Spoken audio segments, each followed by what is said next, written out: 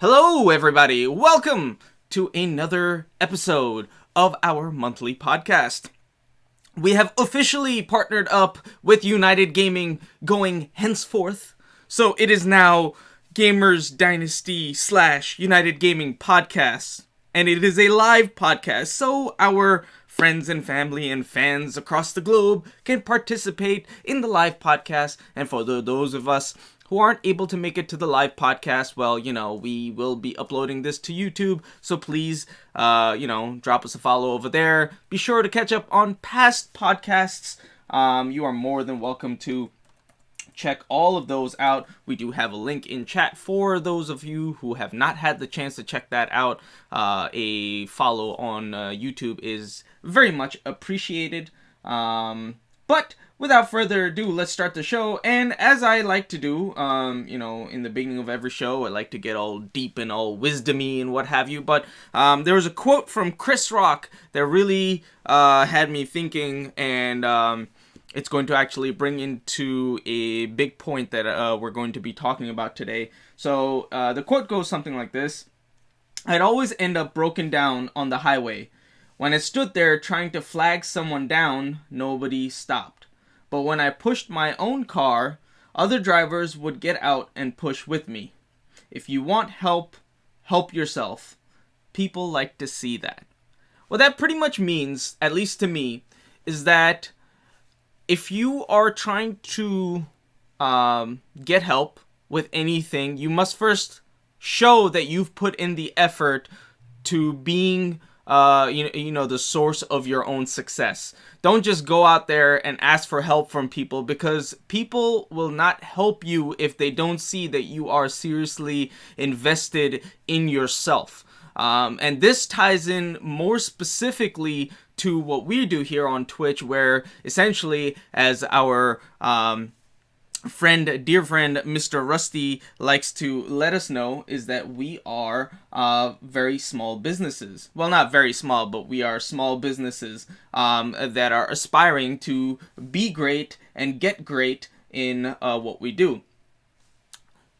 So if you are struggling with viewership, if you are struggling with growth, if you're struggling with any and all things that you would consider a success for yourself, ask yourself, what have you done to help your own self succeed? And what have you done to make your channel succeed? What have you done as far as your own rubric is concerned to check off success in your own venture? And if you can't answer yourself honestly, you have your work cut out for you. So at the end of the day, invest in yourself. Put the time and effort in to make yourself a success, and people will see that effort, and thus they will help you achieve your own goals. There are plenty of people out there who ask me several times whenever I stream or when I network with people. They ask me, "Hey, I'm a new streamer. I would like some tips or tricks or what have you to become a successful streamer." One of the biggest things that I tell them is that don't try to be somebody else. You will never be like somebody else. There's no point in trying to be like somebody else, because the biggest thing and the most unique thing about your stream is you. There's so many people out there who play different games. The games can be, very similar, but at the end of the day, the big thing about your channel is you. You are what sets you apart and your channel apart from everything else that is out there. So capitalize on that. Invest in yourself. Figure out what it is that makes you you, and don't shy away from it. There are plenty of people out there who are loud and obnoxious. Make that your thing. There are plenty of people out there who are shy. There are plenty of people out there who suck at video games and whatnot. But if you capitalize on that, if you make that your show, that is what's going to set you apart from everybody else. Without further ado, I would like to, get our hosts also in here. We are joined again today by darling Miss Nix. We did have a bit of a break from her.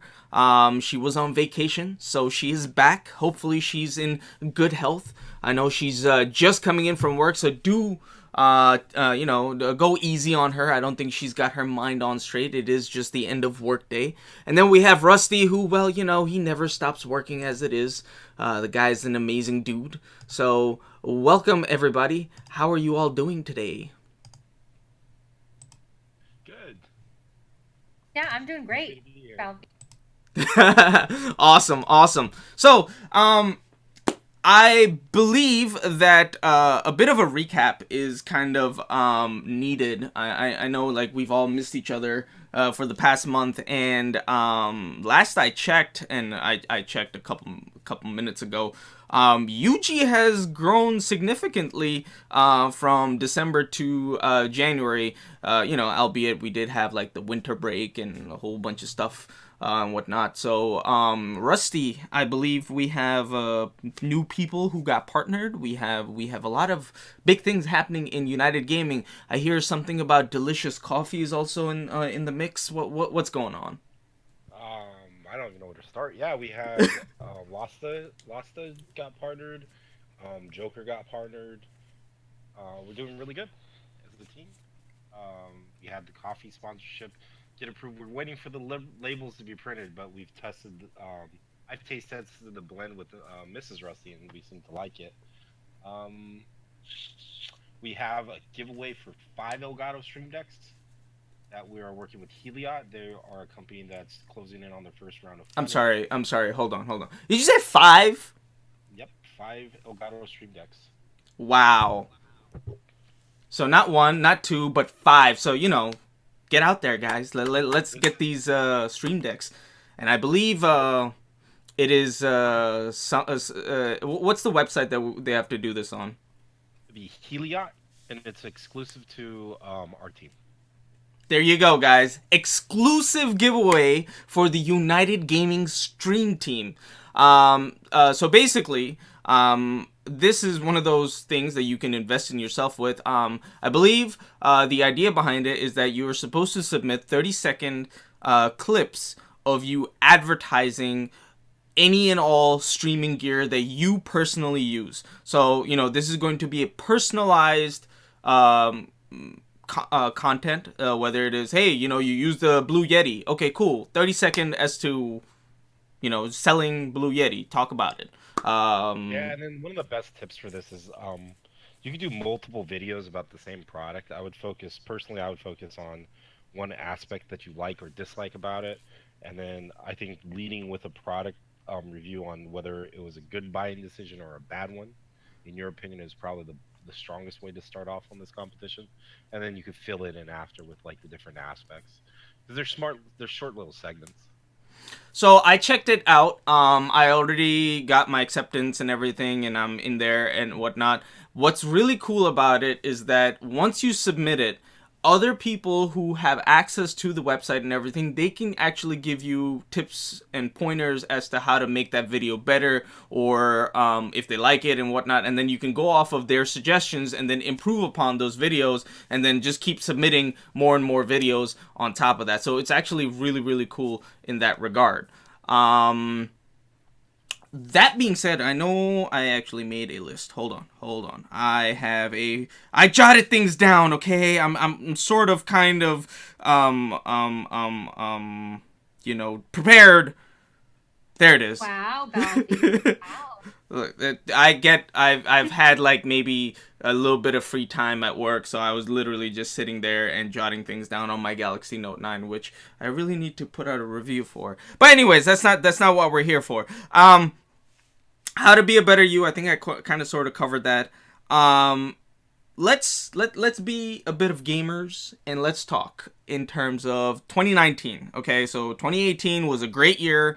We saw amazing growth, amazing changes in United Gaming. We saw a flux of people wanting to join not just a United Gaming, but also We Stand United. For those of you guys who don't know, We Stand United is also a stream team that we manage, and pretty much if you are anybody that is interested in networking with other streamers, United Gaming is the place for you. And from United Gaming, We Stand United, and from We Stand United, if you're really, really, really serious about making this into, even if it's just a part-time thing, but you're trying to make this into a thing, we'll try to get you into United Gaming. But there's a whole process behind it when you're serious. That being said, what's going on in 2019 as far as video games is concerned? I'm like really excited about 2019. I can't even begin to tell you guys. I was looking at my cart and wish list and whatnot, and I was like, oh crap, Kingdom Hearts is coming out this month. I'm going to go broke. Any Kingdom Hearts fans out there? Because I sure am not a fan, but this new Kingdom Hearts looks fantastic. 1 and 2, I fell asleep on. The storyline was too slow for me. Anybody else have any different opinions on Kingdom Hearts? In all honesty, I never was able to get into Kingdom Hearts personally. So I'm more excited for Resident Evil 2 remake.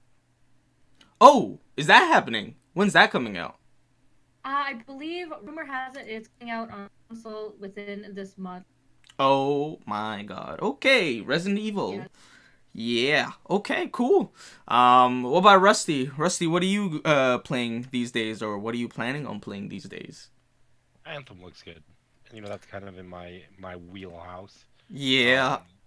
I was a big Division fan. I actually feel like if Division didn't fall off, that was the game that was going to get me partnered. Wow. Yeah. Yeah. I do hope we see Borderlands 3. Come on. That would be but okay. So since you brought up Borderlands, I have to bring up I did not have a lot of fun with Borderlands 1, and I didn't have a lot of fun with the handsome Jack thing. The space one. But Borderlands 2, I could play all day, every day, constantly make new characters and keep playing it. I just love the way 2 played. Anybody have any different experience? I'm a big Borderlands fan. And I know that my community also is very passionate about Borderlands. Borderlands 1, I felt like it gave you a really good idea of what to expect in the coming games. It kind of warms you up for the continuing of the series. Mm-hmm.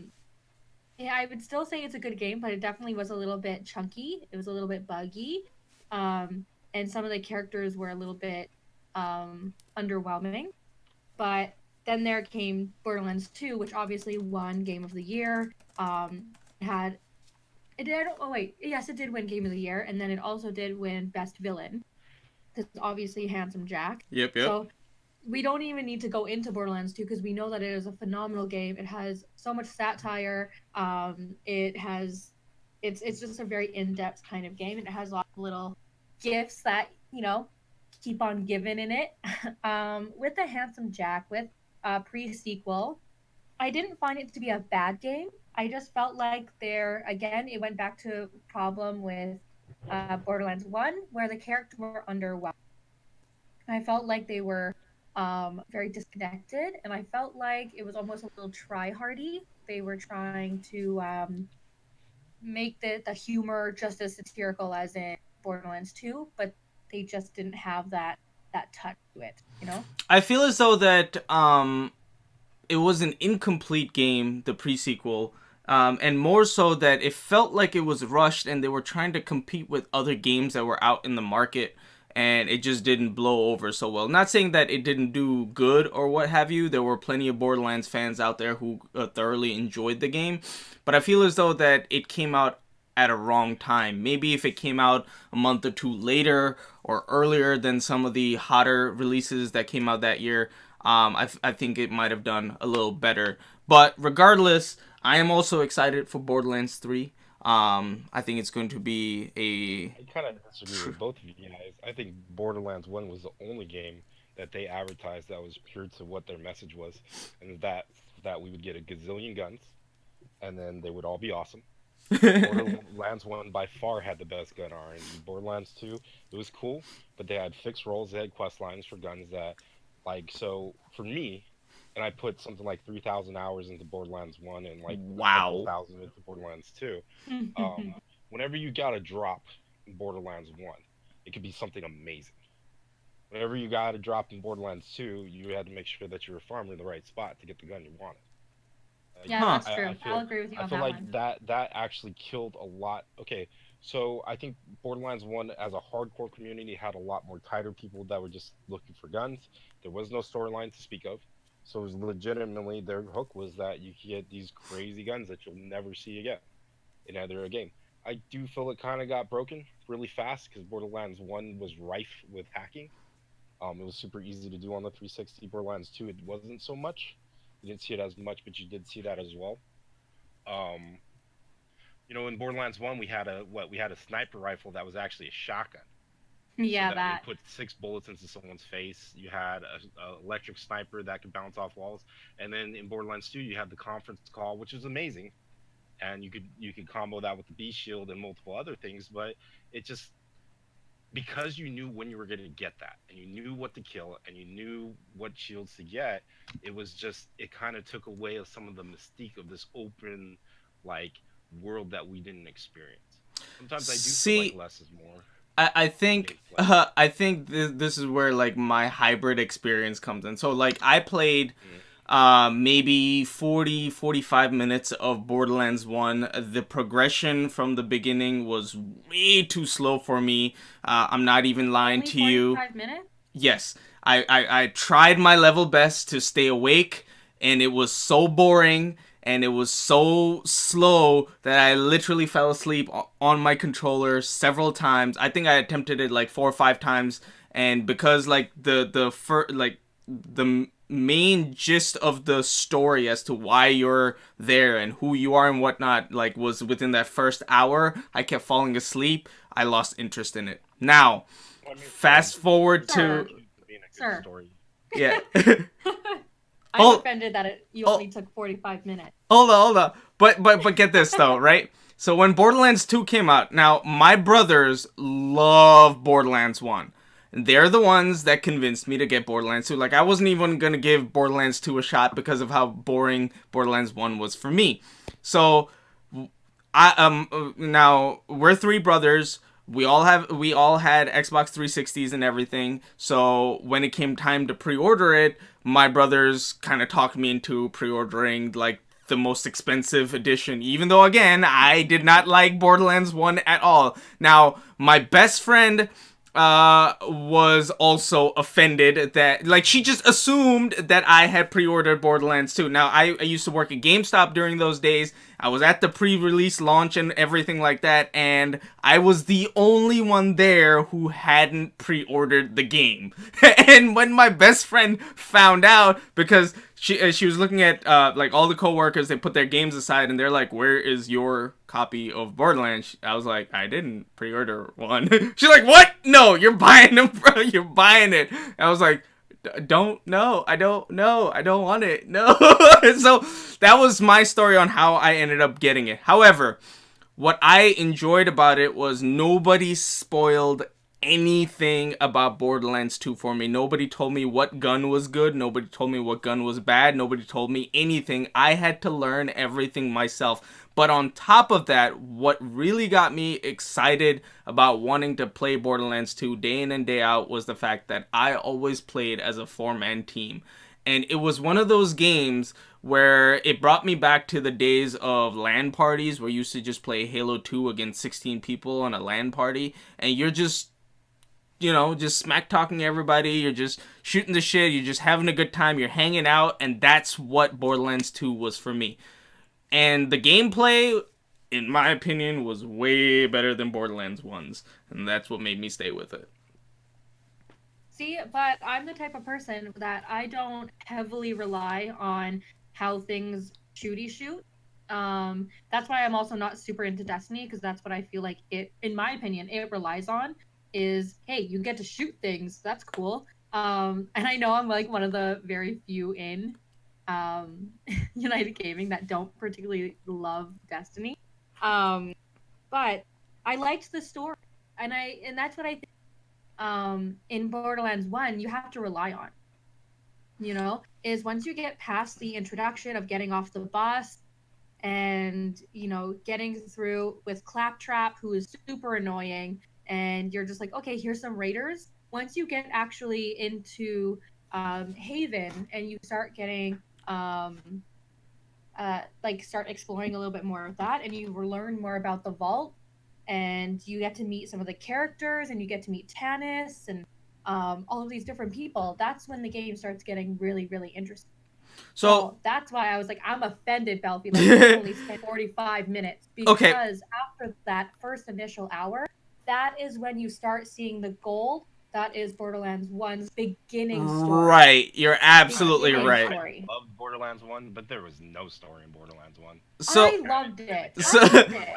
Like, so two-dimensional that legitimately they just reskinned the gopher quest that we had to do for them to level. I mean, like, granted, like that's kind of my wheelhouse because I am a Destiny grinder.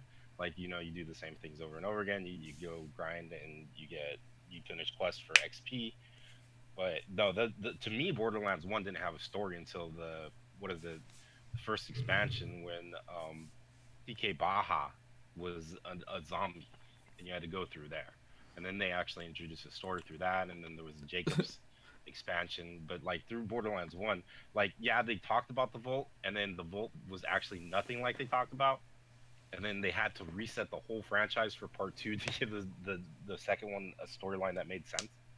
You know what I mean? So I actually went back to Borderlands 1 after I had done playing Borderlands 2 because there were so many things that were, like, as you said, there was no storyline, but Borderlands 1 still meant something because there was a lot of potholes in the story when you played Borderlands 2. So in order for me to understand it better, I went and played Borderlands 1. Now, I went and played Borderlands 1 because of how awesome Borderlands 2 was, and I went and played it with my brothers and everything because they knew what not to do anymore. They're like, look, you just have to push past that first hour or so. And they also told me that there's a guy that I can pick that had a sword. And I was like, what? Sword? Yes, let's go. I don't have to use a gun. I'm just going to be sorting everybody. Let's go. Give me this character. And he was by far my favorite character. I think I got him to level 68. And then the new expansion for Borderlands 2 came out. And I was like, okay, screw Borderlands 1. I'm going back to Borderlands 2. It was a lot of fun. So, yes, I am also excited for Borderlands 3. No idea what it's going to be, no idea what the characters are going to be, but I hope it is just as fun as Borderlands 2 was, if not better. I will be very surprised if they even talk about Borderlands 3. Because, like, they've been very elusive. They've been only giving us, like, tiny snippets that they're like, we might, maybe, we don't know, but like we might maybe be working on maybe something, but like maybe. And so I don't know, we'll see. And then as Rusty mentioned, Anthem. Oh man. The alpha for it. Did you? Oh, I got in. I played the alpha, but I only played 15 minutes of it, and I enjoyed the mechanic. Now, from the little blurb that I got, it was either the alpha or it was the pre-alpha that I played for 10-15 minutes. The final game is going to be very different. Well, not very different, but it's going to be different than what we got to play. Now, I don't know exactly what parts of it are going to be different or what have you, but the little bit that I did play, I enjoyed very much. I liked how smooth the controlling felt for the different javelins. So and they said that it's going to be like a hybrid between what's it called, the Tom Clancy game, Division, and something else. So it's going to be fun in that regard. Also, the fact that your playstyle, or whatever your playstyle may be, is going to be made available through the different javelins there are. So it's not just like you can only play a certain way. There's many different things involved in it, and the fact that co-op is the main thing around it. Like, if you play together, kind of like how Borderlands, if you play together, you know, you're gonna have more fun with it. So I'm really excited about it. I need a new game that is like, you know, away from the meta of all the games like Destiny and Fortnite and all this. I need another game. I'm losing my mind. All right. So we got those coming up. I know the new Gears 5 is going to be phenomenal. And there's going to be another Gears, a RTS real-time strategy game. I think it's going to be a turn-based strategy, kind of like XCOM, but in a Gears skin. So I'm excited about that.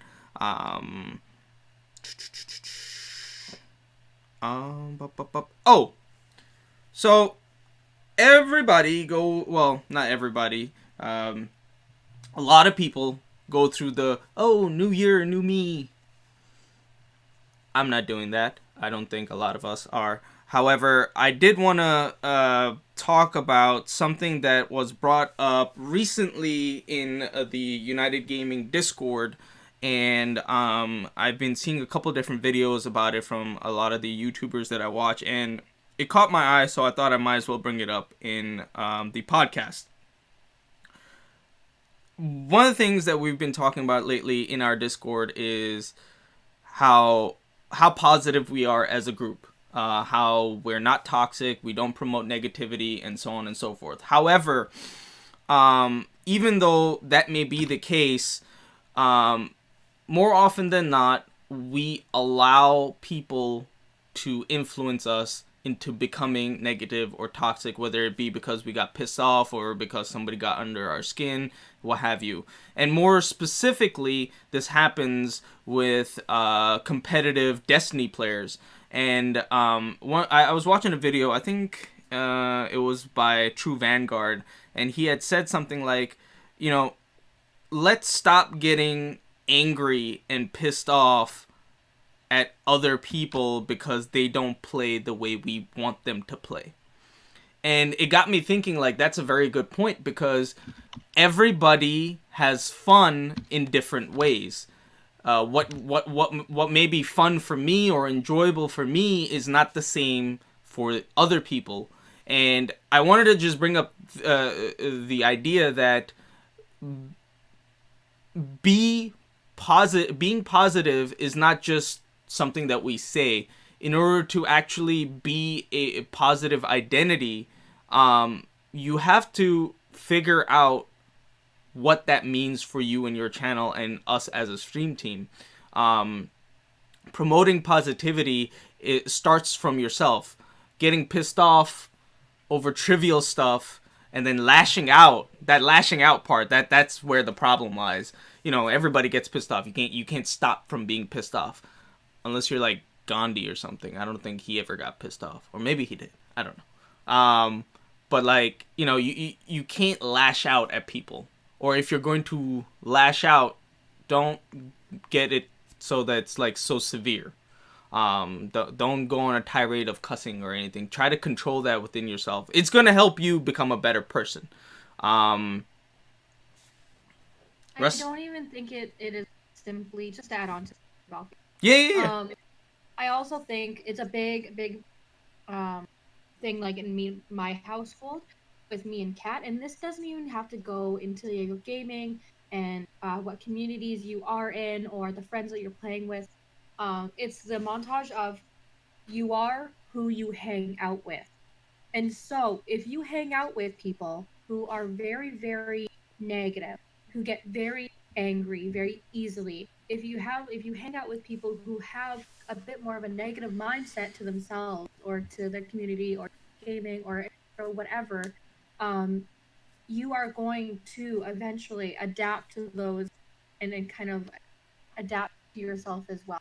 And you don't even realize that is happening until you take a step back. And very true. Very true. I mean this, and I've seen this, and me and Kat are very bad for this. How, because of who we hang out with, we start to get tiny little mannerisms that just kind of, like a little parasite, they like leach onto your skin, and you don't realize it's there until it's part of you. And so, let's say, for example, 2018 and the beginning of it, we were doing pretty well, and then we fell off the boat because life happened, and we ended up getting different roommates and etc. Um, and those roommates had really bad eating habits. And me and Kat were like, we are not going to go on that bandwagon. We are not. But then eventually we did because, again, you are who you hang around. And I don't think it's even a matter or a principle of self discipline. I think it's just you have to be very, very careful of who you allow into your circle. And you need to harvest it, or not harvest, but cultivate. Thank you. Cultivate it into a what you want it to be. Oh, very true. Absolutely true. I mean, we have so many circles. Like, There are so many. I personally, myself, I feel like I'm not one that's necessarily influenced by other people. I'm more of the person that influences people, and I have very I'm older than a lot of people too, so I guess I might look at it from a little more long-sighted approach. The one thing I don't like about the attitude of we are just surrounding ourselves with people that we consider X, Y, and Z is that that's good for us. That's good for the people we're around. But, the world is globalizing. We are going to interact with toxic people. We're going to have to surround ourselves with them. Like, yeah, I mean, it's really nice in gaming where we could be very selective on who we introduce to the team or to our clans or to who we invite into our games. That's much easier to do. But, the fact is, like, in the world around us, that's not always a thing. And even in gaming, we are not in this isolated bubble.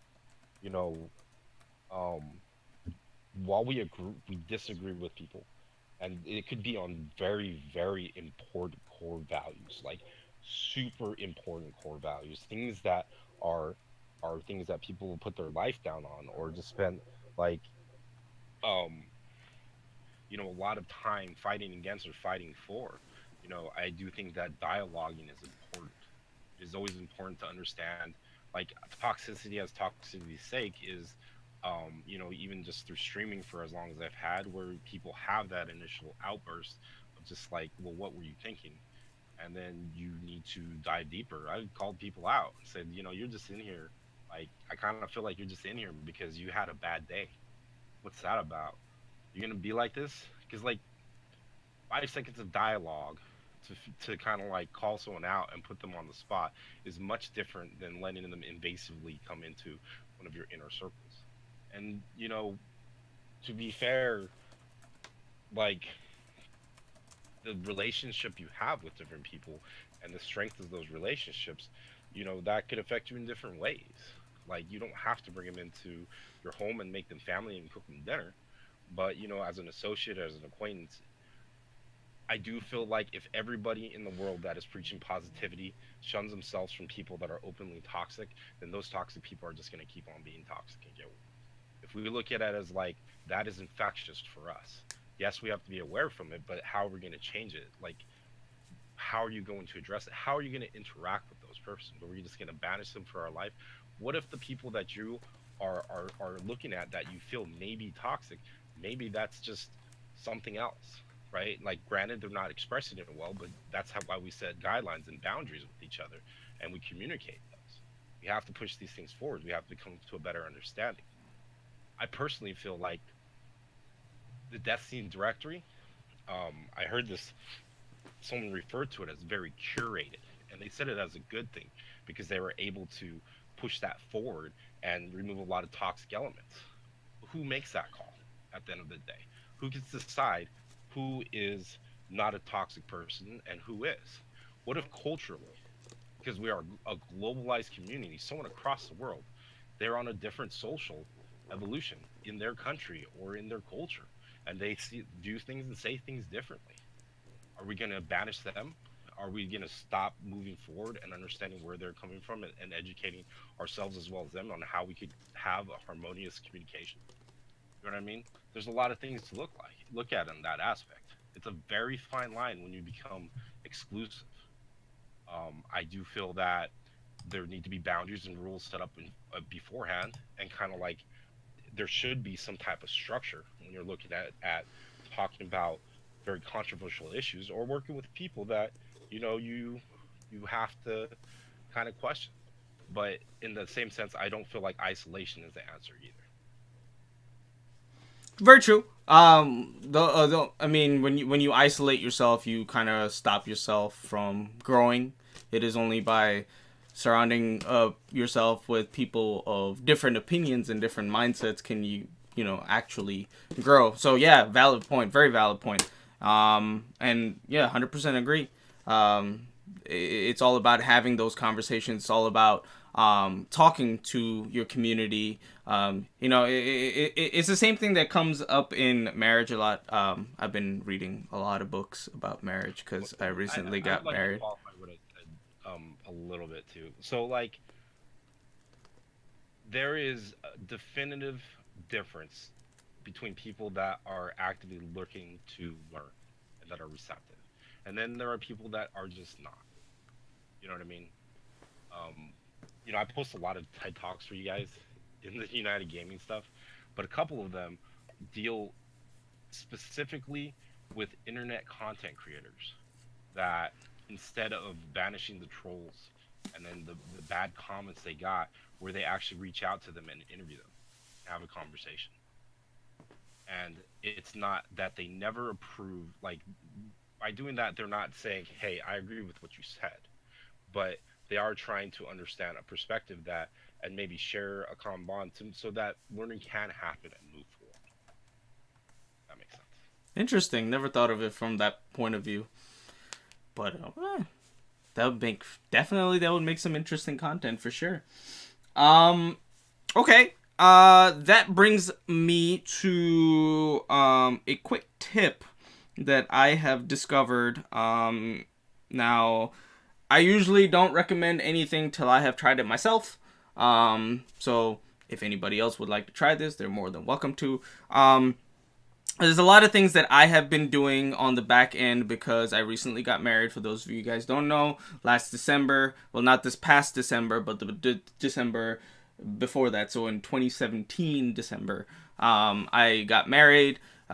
We have been in the process of, getting my wife here and everything. So, with me being a new husband, that equals that I will be turning into a father, whenever my wife gets here and, 1 + 1 = 2 happens. We do all that. So, like, I have always been the kind of person that... Okay, 1 + 1, the 9 months to whatever.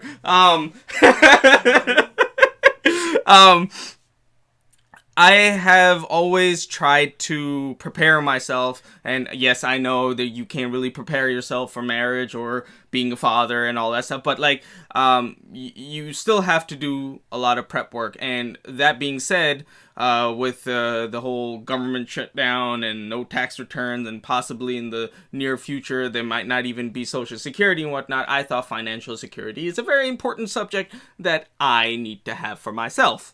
That being said, I found out a really cool app. If you guys are interested, you're more than welcome to use it. It's called Acorns. I don't know if you guys have heard of it or tried it or whatnot, but basically... Yeah, I know about Acorns, yeah. Yeah, but basically, a gist of it all is essentially that, on average, most people have 2 to 3 transactions a day. What it does, it takes the chump change out of that transaction, puts it in a portfolio of sorts, and invests that. Now, don't think of this as a return that you're going to get in a month or two. It's not that kind of investment. You're not investing millions of dollars. Unless you got millions of dollars to invest like that, by all means, go for it. But no, the idea behind it is like long-term investments. So you're going to see returns in about 25 to 30 years. And the way I see it, it's change that I have already forgotten about. So 30 cents here, a dollar there. Putting things aside, automatically investing it in 25 to 30 years can essentially end up giving you a decent amount of money when it comes to retirement. Now, retirement, I mean in at least 30 years. So like when you turn like 60 or 65 or something like that, well, I say that because I'm 30. So, people who are older than I am or younger than I am will have different outcomes of that. But essentially, that's what I've been doing. So if you guys are interested, there is a link. I put it in chat. If not, I really do hope you guys give retirement some serious thought, because at the end of the day, not all of these programs and everything are always going to be there. So you kind of have to start looking out for yourself. And all in all, this is a small business. Twitch streaming is a small business, as I have come to learn. So you have to be the source of your own prosperity and success first and foremost, and then others are going to help you achieve your goals. Anybody have any lasting remarks, finishing comments, what have you? Oh, before we finish, I do want to say, please, there are a couple people in United Gaming that are pushing for partnership. I know that Juicy is still pushing for his partnership, so please make sure that you are following his channel. I will put his link in chat. That's JEWWCI. So many people. Yes. Who else is? I know Juicy off top of my head. Juicy. Ginny will be when she's back. Ginny Kitty? Ruckus. Oh, yeah, Ruckus is going? Captain Kinks on everybody's radar. I haven't talked to Pandemonium, but he's probably just about ready. Zilla's been having really solid numbers. There's just so many people. I am readjusting how I talk to people about that. So if anybody from the team, I guess I'm talking to people that aren't here now. Anybody currently here or that watches this and hears this and could hear my voice, when you hit 35 average viewers, we definitely need to come up with a marketing strategy for you. If you're looking to be partnered on Twitch, we have a certain way that we go about doing that to help our members of the team go forward with that and be successful. And did I mention Red Queen? We can't forget Red Queen. She's just about there. She actually has an app out right now. Nice. I also want to bring to attention that for all of us who are part of the United Gaming stream team, please be active in the Discord chat. There's a lot of very good information that is always handed out in those in the Discord. One of them being, we created a new section depending on how your viewership is going. So if you are 35 and 34 and under, as far as your average viewership is concerned, there is a room where you can network with other people over there, find the do's and don'ts and yeses and nos and everything over there of what people are doing. There are people for 35 to 60 or something, and then 75 and almost partner, and then partner and higher. There are different rooms for different tiered average viewerships. So make sure that you guys are utilizing those rooms to best network for not only yourself but for the team as a whole, and that will help you increase your own success. Networking is a huge part of Twitch. It is only by networking will you be able to become another viewer for somebody else, and somebody will be able to share their community with yourself as well. That being said, thank you all for stopping by. It was an absolute pleasure to have you all here. Our next show, that is going to be the February podcast, that is going to be, again, the first Monday of the month. That will be February 4th. At 11 p.m. Eastern. Thank you all, and you guys have a great one. Take care. Bye. Thank you. Bye.